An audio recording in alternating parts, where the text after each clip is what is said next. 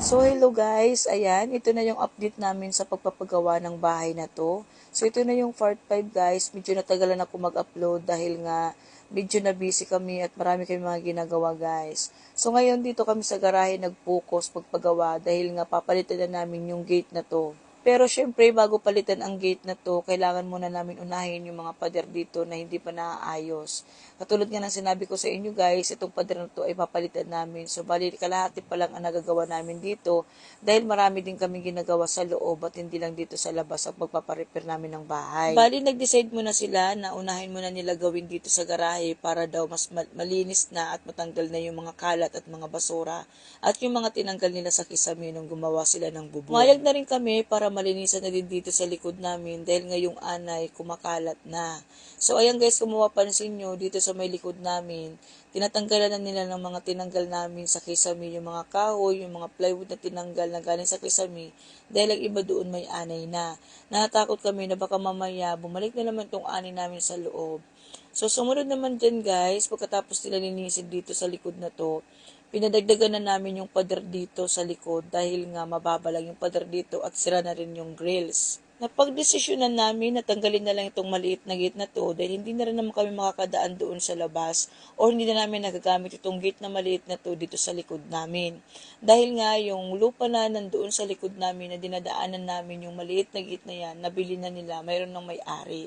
So baka mamaya hindi na kami pwede padaanin doon dahil nga nabili na yung lupa na yun at meron ng mga asong mga pinapakawalan nila doon. Baka mamaya makagat pa kami. Bali sumunod na araw pagkatapos sila tanggalin yung gate na maliit, pinadagdagan ko na yung hollow block dito sa may pader na to dahil super baba niyan at yung grills kasi na nakalagay dyan, sira na at natatanggal na talaga yon.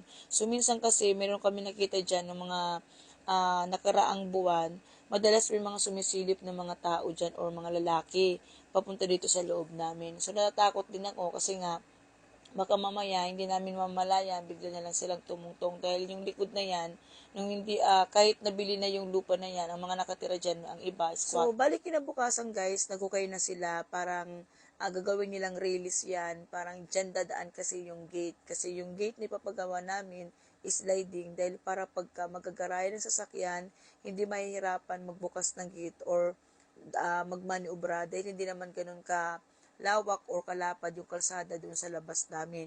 Madalas pa nga dyan nagkakaroon ng talo dahil yung mga kapitbahay, hirap na hirap sila magmaniobra. So nag-decide kami na sliding na lang ang ilagay dyan para hindi na mahirapan magmaniobra or ipapasok yung sasakyan. Para hindi na rin magkaroon ng mga alitan dyan sa labas dahil nagkakaroon nga talaga ng hindi magandang pagkakaunawaan. Dahil nga, syempre, hindi naman maiwasan. May mga kapitbahay na nakakaintindi, may mga kapitbahay din naman na hindi. Bali guys, kaya nabukasan, medyo nag-alala ako dahil nga itong aming grinder ay nasira na naman. So, bali pangatlong grinder na yung nasisira dahil nga siguro sumusuko na. Dahil natapos na nilang bubong na puro bakal hanggang dito sa garahe. And then dito nga sa mga simento, minsan kasi syempre nag-grinder sila. So hindi naman maiwasan na hindi talaga masisira yung mga gamit kahit gaano pa katibay. Syempre hindi naman pwede nilang itigil, so madali na lang gawang paraan. So syempre bumili na lang din kami ng panibagong grinder para nga matapos na nga itong gate namin. So sunod nilang ginawa guys, kinikinis na nila yung mga pinag-buildingan dito sa gate na to. Bali, ikikinisin na nila para imasilya na rin pagkatapos kinisin. And then, ipaprimer na nila yan sa unang pintura na ilalagay. Ito, meron ditong mamasilya ng gate kasi hindi naman pwede na hindi masilya yung guys kasi nga kakalawangin yan. Once to kasi na building na or na-finish na yung gate, yung para bang kinikinis na nila, talagang hindi na maiiwasan na hindi kalawangin yan. Kaya kailangan sundan na talaga agad ng masilya daw. So anyway guys, nagpapasalamat talaga ako sa mga pamangking ko dahil ang gagaling nilang gumawa at mabilis pa. Actually, dalawa lang silang gumagawa. Talagang pagka-skill ang kinuha mo, lahat alam na nila, all around na sila guys. So, sa munod naman na araw guys, nagagawa na sila dito ng mga panghahamba nila sa gate dahil ito yung mga pagdadaanan ng sliding gate. So, bali ayan, sinusukat na nila, pinupwesto na nila kung may tama ba yung sukat, tama din ba yung taas, and then pantay ba. So guys, hindi pala ganun kadali ang mag-asinta ng gate or mag-install ng gate dahil nga itatansyahin mo pa yan kung tama na yung sukat, kung tama na ba yung tawag dito yung takbo ng gate nyo dahil sliding. Pangalawang advantage din talaga sa pagpapagawa ng gate na pinagawa mo lang na hindi sadya. So, kung magpapasadya kayo guys ng gate, medyo makakatipid kayo ng price dahil kayo na mismo ang bibili ng mga materialis at alam nyo kung ano yung gagamitin. Pangalawa guys, sila na din mismo ang magkakabit at sila na din mismo ang gagawa niyan. So, bali kung may mga sobra kayo ng mga bakal, so pwede nyo pang gawin yan kung anong gusto nyo ipagawa sa kanila. Unlike sa bibili nyo yung gate as is na ganun talaga ang gate. So, ganun yung presyo niya na pagkabili nyo, iba pa yung mag-i-install ng gate sa inyo. So, babayaran nyo pa yan. So, kami guys, para medyo makatipid, bali, nagpagawa kami or sila na mismong gumawa ng gate, and then sila din nagkabit syempre dahil nga sila naman ang gumagawa dito sa bahay. So, kahit papano guys, nakatipid kami dahil yung gate na to, bali, ganun siya kalaki, ganun din siya kalapad. And then yung may mga natirang mga bakal or may mga tilang tubular na ginamit nila ng paggawa ng gate, yun naman ang pinagawa namin dito sa magiging grills dito sa labas namin. So, di ba guys, nakatipid ka kasi kung bumili ka ng gate na as is na or yung gawa na talaga, iba din yung presyo ng ipinapagawa mo dito sa grill, dito sa may pinakapader namin.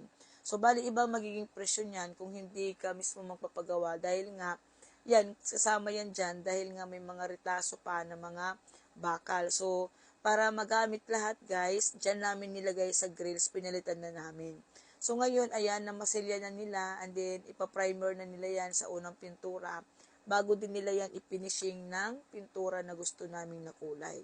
So, kung makikita nyo guys, di ba ang ganda ng aming grill dito. Dahil pinalitan na din yan dahil nga palaglag na or pahulog na yung grills na nandyan na luma.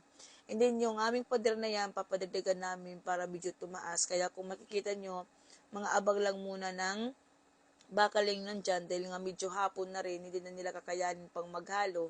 So, the next din na lang nila gagawin. Dali sumunod na araw, ayan, naglalagay na sila ng primer sa pintura dahil hindi na nila natuloy nung isang araw dahil nga umuulan.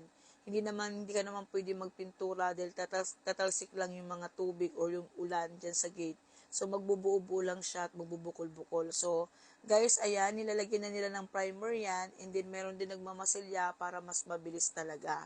Sa totoo lang guys, napakahirap magpagawa ng bahay. Alam mo sa totoo lang, dapat talaga pag nagpapagawa ka ng bahay o nagpaparepair, marami kang taong kinukuha. Pero dito sa amin guys, dalawa lang sila gumagawa ng pamangking ko, pero skill naman sila pareho.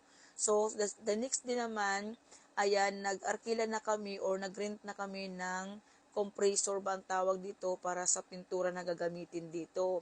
Dahil yung nabili naming tawag dito, spray gun na pang pintura, bumigay na guys, dahil maliit lang din naman. And then, maganda talaga may compressor kasi nga, yung buga ng pintura, super glossy, super kintab, at ganda ng kinalabasan. Kasi alam nyo ba guys, ang ginagamit dito na pintura, hindi yung plain lang na pintura. Automotive paint ang ginamit nila dito, meaning daw, ito yung mga pintura na ginagamit sa mga sasakyan. Kaya kahit kutkutin mo yan guys, hindi siya basta-basta matutuklap unlike sa mga regular na pintura na nilalagay lang na ilang taon pa lang pag nagkaroon siya ng tendency na medyo mainit, di ba minsan parang nababakbak yung pintura. Ito hindi guys kasi nga ito yung pintura na ginagamit nila dito, automotive pinto na pang sasakyan. Kaya kahit kutkutin mo yan, hindi basta-basta yan matatanggal dahil nga once na nilagay mo na yan dyan sa bakal na yan, talagang dikit na siya kasi mabilis din siya matuyo, agad-agad matutuyo siya, lalo na kung compressor ang gagamitin nyo. So, ayan, sinusubukan na namin guys, itong gate namin. Sliding pala to guys, ngayon tapos na yung gate namin, pero hindi pa tapos yung pagpapagawa namin sa bahay, dahil yung mga pader naman ang isusunod nila, dahil nga, kung lagi ka nanonood sa aking mga video, lagi kong binabanggit noon guys, na yung pader na nandiyan na nakakabit or nakalagay hindi sa amin. So, hanggang dito lang muna guys, yun lang, bye.